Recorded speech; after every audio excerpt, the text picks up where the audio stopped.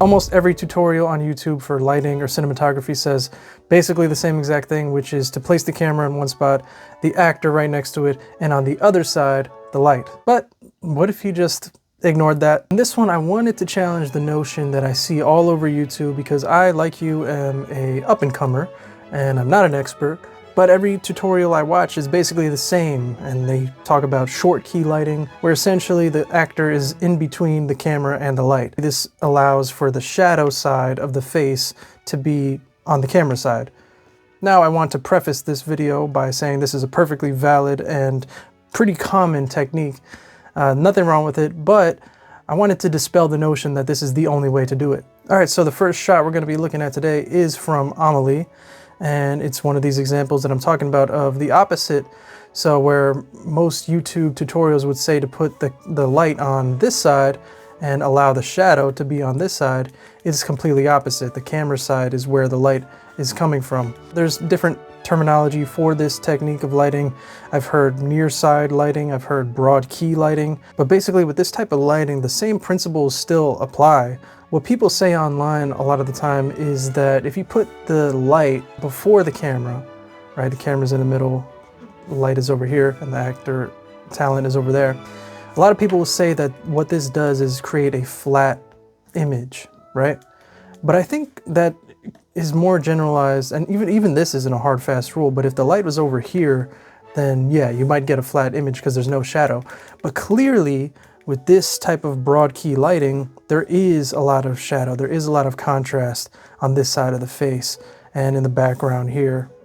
And it's basically the same thing that we were talking about before, where you have pools of light and shadow, right? Here's shadow right here, and there's a light coming in the background here, right here, highlighting this guy. Right, you can see there's a fall off from shadow to light. But basically the idea here is that depth is being created even with this technique. Now, as for how did they get this shot, well, obviously you have a key light on the side here, right? Probably with a soft box, right, to cover up any spill so it doesn't allow much spill over here. I don't know if this is the same light that's getting her eye right there. You see there's an eye light, catch light, whatever you want to call it. Most likely some negative fill here because the side of the face is pretty dark. And back here is really dark. And then in the background, you could even see a little bit of the light there. So not an overly complex setup, but very effective. All right, so I have another shot here. Apologies, this isn't HD at all. This is from Leon the Professional, or The Professional. And this looks almost as straightforward as it can be.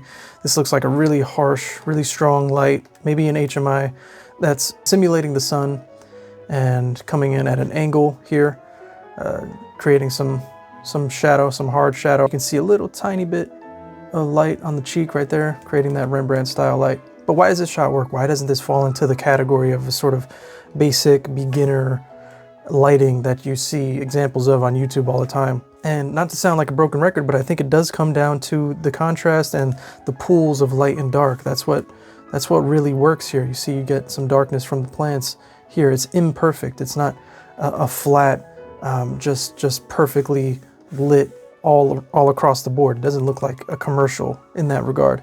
And then of course, you know, even in the background you have, some dark elements here, whatever this is. It's hard to pinpoint what about this actually works, but it does work, right? Is it the production design? Is it the kind of grungy sort of look to the walls? Or is it his wardrobe's very scrappy? Is it the blend of colors, the sort of contrast between this bright green and the beige skin kind of tones in the background and on him? I will leave the answer up to you because, again, I am no expert. I'm just here to give my thoughts. Right, so here's another example from Oppenheimer, probably the best film of 2023. And here's another great example where the camera is actually in between the talent and the light source. Some of the other shots we've been looking at is like the camera's way over here, actors over here, and the light is over here. What we're seeing here is if the camera was further over here, right, and the light is over here, then we're going to be getting less of this shadow information here. But the fact that the camera is so close, right here, watching here, and the light is still in the same place, we're actually able to see a lot of this shadow information in the face and the neck. But you know, my first instinct is that the light is coming from here, but actually it's looking more like it's coming from here, almost like it's on top of the camera, but a little bit more forward. You're getting a lot of light on his hair and on his forehead, but it's sort of falling off and turning into shadow when you get to the lower parts of his head and his face, and until it's completely shadow on the chin. So why is it important where this light is pointed at?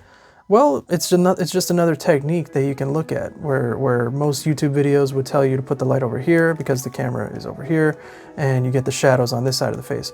But this is actually more like a top light. It's still kind of angular. It's not quite directly on top. As for how they got the shot, I think it's just this one key light, maybe some negative fill to add some extra shadows.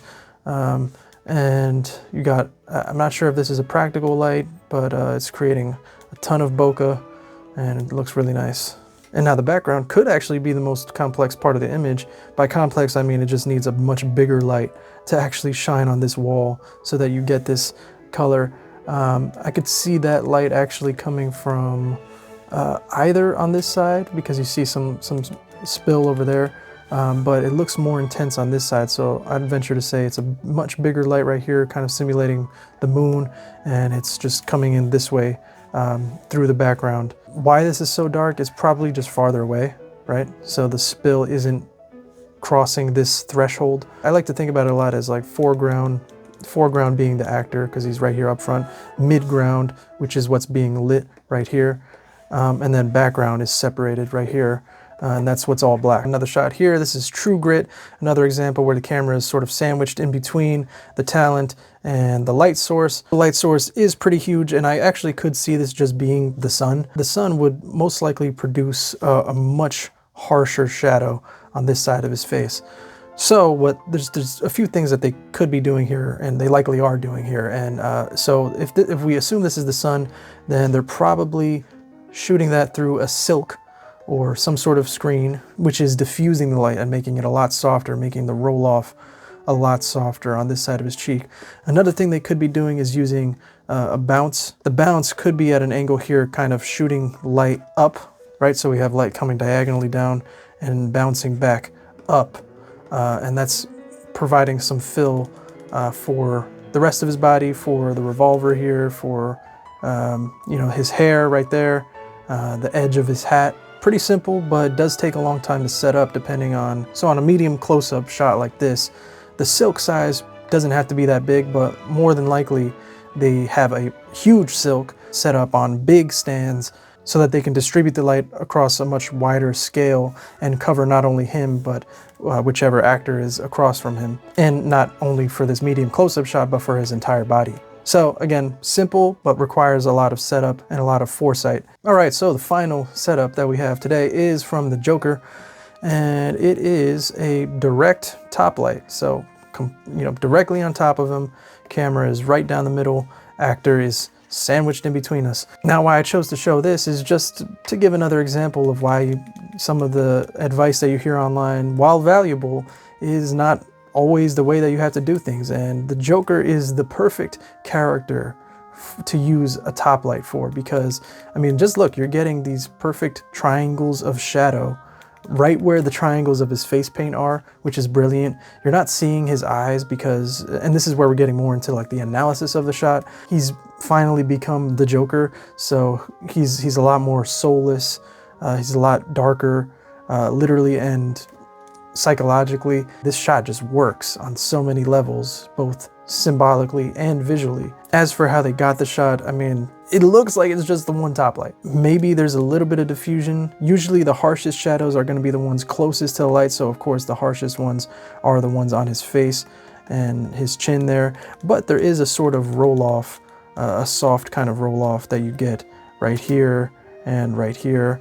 So I could see it being a top light with a little bit of diffusion, but also wrapped cinefoil, black wrap, whatever you want to call it, to sort of contain the spill here and keep it within this bubble and keep the shadows harshest towards the top and lighter towards the bottom. But yeah, amazing shot. Let me know if you want to see more videos like this. Let me know if you had more insights into some of the shots that we've looked at and experience with this. I just want to hear from you in the comments. And make sure to like, subscribe, and I'll see you next time.